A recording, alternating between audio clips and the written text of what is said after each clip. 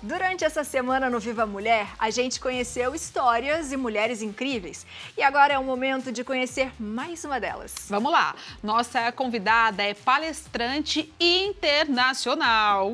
Publicou, gente, 24 livros em 13 idiomas, tá? E faz com que seu trabalho, que une literatura, educação e valores humanos, seja um instrumento de transformação social. A gente recebe agora a escritora Cláudia Canto. Seja bem-vinda! Que linda! Obrigada! Que linda! Obrigada. Tudo bem, Cláudia? Tudo bem, prazer enorme, te viu? receber. Por Fica à favor. vontade. Muito obrigada. Já estou mais tranquila com esse abraço. É Ai, que mesmo? gostoso. A gente gosta assim, né? A gente fala que a gente é abraceira, porque a gente gosta de abraçar, gosta de contato. Sim. E que as pessoas se sintam em casa aqui, né, Ana? Olho no olho. Isso, Olho no olho. A gente quer que você conte um pouquinho da sua grande história para as mulheres entender o tipo de inspiração que a gente pode ter. Meu Deus, é muita coisa. A história é tão longínqua e complexa, mas eu vou ser bastante sucinta, tá bom? Tá bom. Meu nome é Cláudia Canto, sou escritora. Muito obrigada pela apresentação. De fato, sou uma escritora internacional, me tornei nem sei como. Galguei caminhos que até hoje eu fico olhando para trás e me perguntando como que eu consegui. Então, a minha primeira experiência com literatura foi em Portugal. Coloquei um mochilão nas costas e falei, vou tirar minha mãe da comunidade. Eu nasci numa comunidade e eu pensei, eu vou ficar milionária. Não tinha nem noção de que eu me tornaria escritora, apesar de já ter lido muito na minha vida. Então, eu costumo dizer que eu fugi das estatísticas por causa da literatura. E aí, em Portugal, praticamente em exílio domiciliar, porque eu fui trabalhar de empregada doméstica, eu começo a escrever um diário, tal qual Maria Carolina de Jesus. E daí nasceu o meu primeiro livro, que eu não imaginava mulheres. No final do livro está assim, a minha história ainda será longa. E de fato foi, eu acho que eu estava profetizando. Porque quando eu volto para o Brasil, com o livro ainda rascunhado, eu acreditando que aquela história seria inovadora, que qualquer companhia das letras iria querer publicar uma história tão inusitada. Enfim, gente, ainda bem que eu era cega, porque eu não desisti do meu sonho. Então eu me autopubliquei, o Morte às Vassouras, né? E hoje ele virou material de pesquisa na Universidade de Oxford, virou tese na Universidade Nova de Lisboa, acabei de voltar da Itália, está em italiano e em inglês também. Então esse livro que me colocou dentro da literatura, e a minha jornada foi através do autodescobrimento. Só hoje eu entendo que eu não conseguiria viver da minha arte se eu não tivesse passado pelo processo de transformação que eu passei. Sim. Então, eu costumo dizer que a minha literatura se refinou a partir do meu autodescobrimento, e eu não sou coach, mas eu tive que entender que as crenças que me limitavam eram muito mais poderosas do que qualquer racismo ou preconceito social que eu vivia. Quando eu entendi que eu sou rara, que eu sou rica, que eu sou milionária, eu comecei a voar como literata. E isso foi uma transformação, quase um autoflagelo que eu passei. E hoje eu estou escrevendo história de mulheres brasileiras na China. Uau! Demais. E Cláudia, quem te inspira? Você chegou ali e eu já observei você entrando no estúdio com todo carinho e amor com a sua mamãe, Sim. com todo cuidado com ela, e eu já fiquei com o coração cheio Sim. também de amor, porque quando a gente respeita quem nos deu a vida, quem nos ensinou tanto, isso é a maior gratidão que a gente pode ter. Então eu quero que você conte quem são as pessoas que te inspiram a escrever, a viver, a ter esse sorriso no rosto. Que observação a sua, que bom que você viu. A minha mãe é a minha história, né? A luta que ela teve para nos sustentar. Somos em 5 mulheres e um irmão. E essa força que eu tenho, porque toda essa magia que eu consegui galgar através da literatura, a única explicação vem da ancestralidade, da força que ela tem. Então, ela é minha grande inspiração, sim. Essa força que eu tenho advém dela, mas eu também tive um alemão na minha vida, que deve estar assistindo, o Thomas Mellenhausen, e me veio na cabeça, eu sempre esqueço de falar.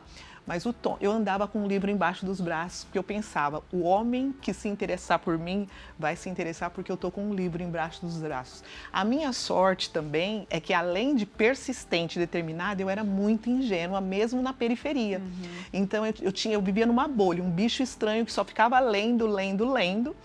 Então, e totalmente fora das estatísticas. Eu era uma invisível ali, tal qual os caramelos, que hoje eu escrevo história de cachorros, depois a gente fala sobre isso. Mas, de qualquer forma, eu coloquei um livro embaixo dos braços, fui para um lugar um pouco mais financeiramente estável, em São Paulo, que eu não vou falar o nome, mas, de qualquer forma, foi lá que, com o livro embaixo dos braços, que eu encontrei o Thomas.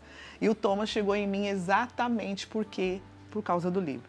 Ele perguntou qual livro eu estava lendo e foi o homem que me amparou e que começou a falar, não, ela não é louca, ela é uma artista. Foi ele que me apoiou em tudo, ele fala 7 idiomas, hoje eu tenho vários livros em vários idiomas, ele que é meu tradutor, é um gênio, é um intelectual, e eu costumo dizer que foi Deus que falou, vai ser difícil para você, mas eu vou colocar um gênio do teu lado, eu vou te colocar uma família honesta, dentro de uma família honesta, que está aí a minha mãe. Então, eu tive hoje eu entendo, eu vivia falando, gente, eu tô sozinha. Eu nunca tive sozinha, mulheres. Eu nunca tive. Além do plano espiritual, do invisível de Deus, eu também tive pessoas que apostaram em mim. E hoje eu consigo ver com a maturidade, porque antes eu ficava só me queixando. Que lindo. Lindo. Você falou que está escrevendo um livro sobre mulheres na China. O que você fala nesse livro? Como é? Então, quando eu comecei a perceber que eu não ia conseguir viver da minha literatura, eu pensei, meu Deus, eu preciso descobrir um atalho para eu poder ser remunerada, porque eu não conseguia vender. Né? Infelizmente, a gente está num país que as pessoas leem pouco. Então, eu fui convidada para escrever uma biografia de uma mulher brasileira na Suíça. Foi aí que eu começo a escrever histórias de mulheres brasileiras ao redor do mundo. E aí, quando eu começo a me descobrir, eu me tornei mais ousada, mais autêntica, respeitando a minha origem, porque antes eu tinha vergonha de colocar a minha origem, eu mentia o local onde eu morava, eu tinha que fazer isso para poder acessar, quer dizer, eu acreditava, era tudo muito mental.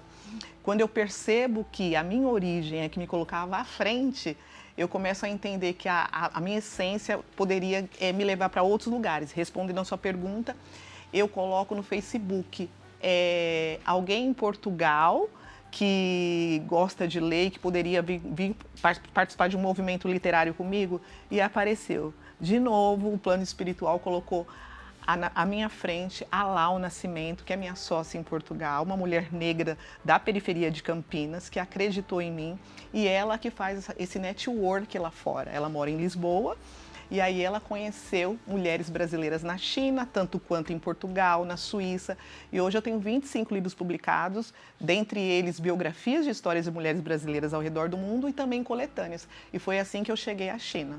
E o lançamento vai ser agora em maio. Ai, que demais! E esse livro é em português e em inglês, e depois a gente vai colocar em mandarim.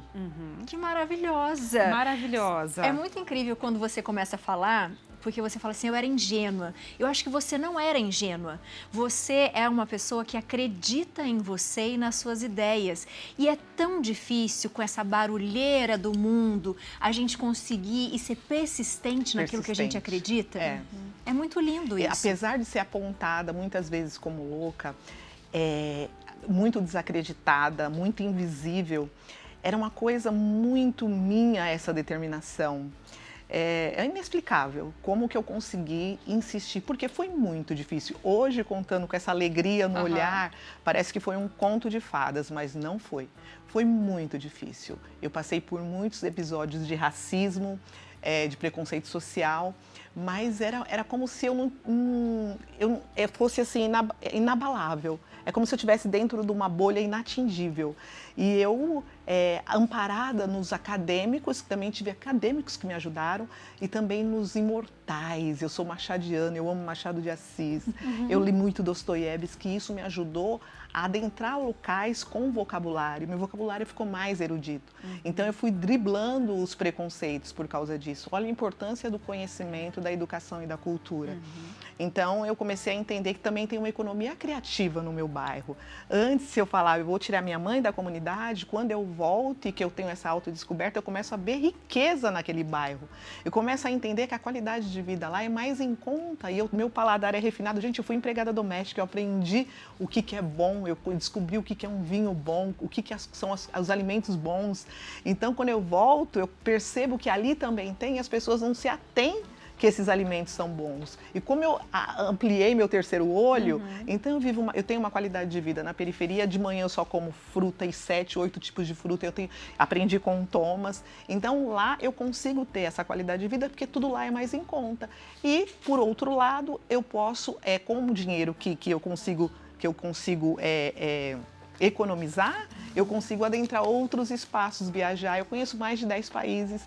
Então eu começo a perceber o seguinte, que não foi o dinheiro que mudou a minha história, foi as pessoas que eu conheci e que têm um dinheiro também invisível. E não estou romantizando a pobreza. Então, eu deixei a vergonha de lado, porque, olha só, gente, a gente ainda nasce numa situação econômica desfavorável e ainda tem vergonha e medo, você não vai chegar em lugar nenhum.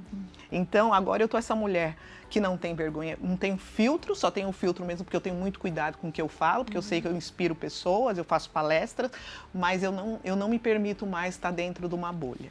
Exato, porque lá não cabe mais Maravilhosa. Não cabe. O seu mais. autoconhecimento é incrível. Quando a gente se autoconhece, e esse processo não é fácil, ele não é um processo, como a Cláudia mesmo contou que é a história dela, não é um caminho reto. Muitas vezes, né, a gente vai passar ali por altos e baixos, mas no final você vai ver que vai valer a pena. É inspiradora, é linda a sua história. Muito Parabéns obrigada. E muito obrigada por compartilhar com a gente tanto carinho e amor Eu através dos livros e através da sua presença. Com certeza, Sim, viu? eu estou muito feliz. Obrigada. Só um adendo rapidinho, Claro. porque, gente, é muito importante, apesar de tantos livros, eu encontrei o amor, olha, parece que é uma coisa totalmente desfigurada, mas está dentro desse contexto do que eu vou falar para vocês. Eu encontrei o amor através dos vira-latas, dos caramelos. Eu me tornei protetora de animais, eu me abdiquei de tudo, eu não tenho filhos, eu não tenho relacionamento tradicional, então a minha vida foi em torno da literatura. Meu irmão tem esquizofrenia e começa a acolher os cachorros da periferia. Então, eu começo a entender o amor, a linguagem dos caramelos. E aí, eu escrevi uma cartilha que chama Caramelo, o cãozinho brasileiro junto e misturado. Ai, e se hoje eu que tenho uma fofo. utopia, tá aí do ladinho. Se hoje eu tenho uma utopia, é que esse livro vá para as escolas para sensibilizar as crianças e as crianças sensibilizar os adultos. Caramelo todo ilustrado, tem um caderno de exercício ao final para as crianças desenharem. Olha só que lindo, todo ilustrado pela minha editora, a editora Cláudia Canto.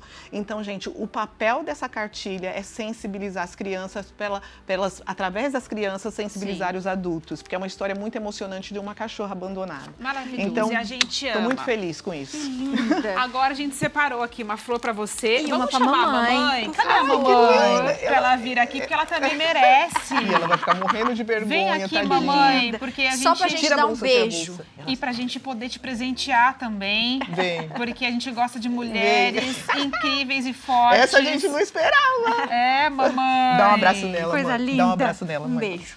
Ela me escuta bem. Vai lá, mãe. Obrigada, tá?